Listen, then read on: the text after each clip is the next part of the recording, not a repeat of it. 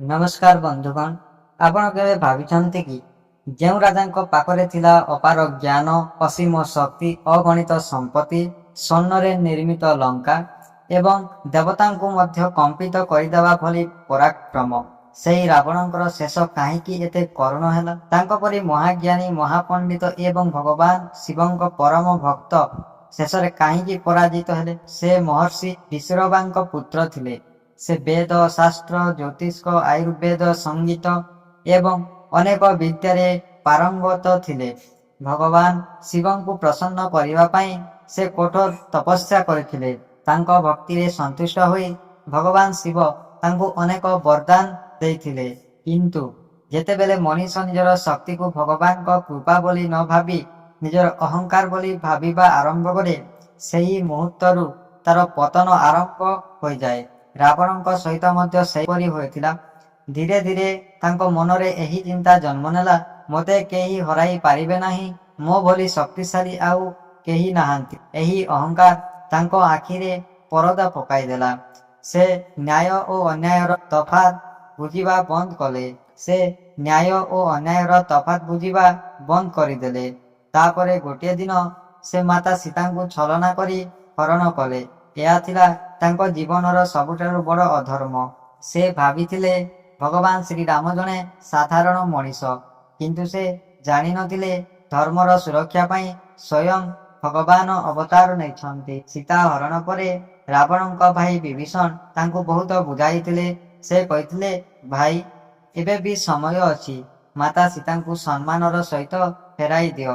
ଭଗବାନ ରାମଙ୍କ ସହିତ ଶତ୍ରୁତା କରନ୍ତୁ ନାହିଁ। କିନ୍ତୁ ଅହଙ୍କାରରେ ଅନ୍ଧ ହୋଇଥିବା ରାବଣ ନିଜ ଭାଇଙ୍କ କଥା ଶୁଣିଲା ନାହିଁ। ଓଲଟା ତାଙ୍କୁ ଅପମାନ କଲେ ଏବଂ ଲଙ୍କାରୁ ବାହାର କରିଦେଲେ। କେବଳ ବିଭୀଷଣ ନୁହେଁ, ରାଣୀ ମନ୍ଦୋଦରୀ ମଧ୍ୟ ରାବଣଙ୍କୁ ବୁଝାଇଥିଲେ। ସେ କହିଥିଲେ, ଅହଙ୍କାର ଛାଡ଼ନ୍ତୁ, ଧର୍ମର ପଥକୁ ଫେରି ଆସନ୍ତୁ। କିନ୍ତୁ ଯେଉଁ ମଣିଷ ମନରେ ଅହଙ୍କାର ଭରିଯାଏ, ସେ କେବେ କାହାର ଭଲ କଥା ଶୁଣେ ନାହିଁ।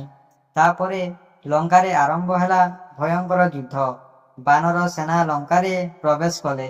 ଏକ ପରେ ଏକ ରାବଣଙ୍କର ବୀର ସେନାପତିମାନେ ନିହତ ହେବାକୁ ଲାଗିଲେ। ଅତିକାୟ, ଅକ୍ଷୟ କୁମାର ଏବଂ ଅନ୍ୟାନ୍ୟ ବୀରମାନେ ଯୁଦ୍ଧରେ ପ୍ରାଣ ହରାଇଲେ। ତାପରେ ରାବଣଙ୍କ ସବୁଠାରୁ ପରାକ୍ରମୀ ପୁଅ ମେଘନାଦ ମଧ୍ୟ ବଧ ହେଲେ। କୁମ୍ଭକର୍ଣ୍ଣ ପରି ମହାବଳଶାଳୀ ଭାଇ ମଧ୍ୟ ବଞ୍ଚି ପାରିଲେ ନାହିଁ। ଚାରିଆଡ଼େ ବିନାଶର ଦୃଶ୍ୟ। ତଥାପି ରାବଣଙ୍କ ଅହଙ୍କାର ଭାଙ୍ଗିଲା ନାହିଁ। ସେ ଶେଷ ପର୍ଯ୍ୟନ୍ତ ନିଜ ଭୁଲ ସ୍ୱୀକାର କଲେ ନାହିଁ ଏବଂ ଶେଷରେ ସେହି ଦିନ ଆସିଲା ଯେତେବେଳେ ଭଗବାନ ଶ୍ରୀରାମ ଓ ରାବଣଙ୍କ ମଧ୍ୟରେ ଅନ୍ତିମ ଯୁଦ୍ଧ ହେଲା। ଏହା କେବଳ ଦୁଇ ଜଣ ବୀରଙ୍କ ଯୁଦ୍ଧ ନଥିଲା, ଏହା ଥିଲା ଧର୍ମ ଓ ଅଧର୍ମର ଯୁଦ୍ଧ, ସତ୍ୟ ଓ ଅହଙ୍କାରର ଯୁଦ୍ଧ। ଶେଷରେ ଭଗବାନ ଶ୍ରୀରାମଙ୍କ ଦିବ୍ୟ ବାଣ ରାବଣଙ୍କ ଜୀବନକୁ ଅନ୍ତ କରିଦେଲା। 10 ମୁଣ୍ଡ, 20 ହାତ, ଅସୀମ ଶକ୍ତି, ଅଗଣିତ ବରଦାନ କିଛି ବି ତାଙ୍କୁ ବଞ୍ଚାଇ ପାରିଲା ନାହିଁ। ସ୍ୱର୍ଣ୍ଣର ଲଙ୍କା ରହିଗଲା, କିନ୍ତୁ ତାର ରାଜା ରହିଲେ ନାହିଁ। ରାବଣଙ୍କ ଅହଙ୍କାର ତାଙ୍କ ପରିବାରକୁ, ତାଙ୍କ ରାଜ୍ୟକୁ ଏବଂ ତାଙ୍କ ବଂଶକୁ ଧ୍ୱଂସ କରିଦେଲା। ବନ୍ଧୁଗଣ, ଏହି କାହାଣୀ କେବଳ ରାମାୟଣ ଘଟଣା ନୁହେଁ, ଏହା ଆମ ସମସ୍ତଙ୍କ ପାଇଁ ଗୋଟିଏ ଜୀବନର ଶିକ୍ଷା।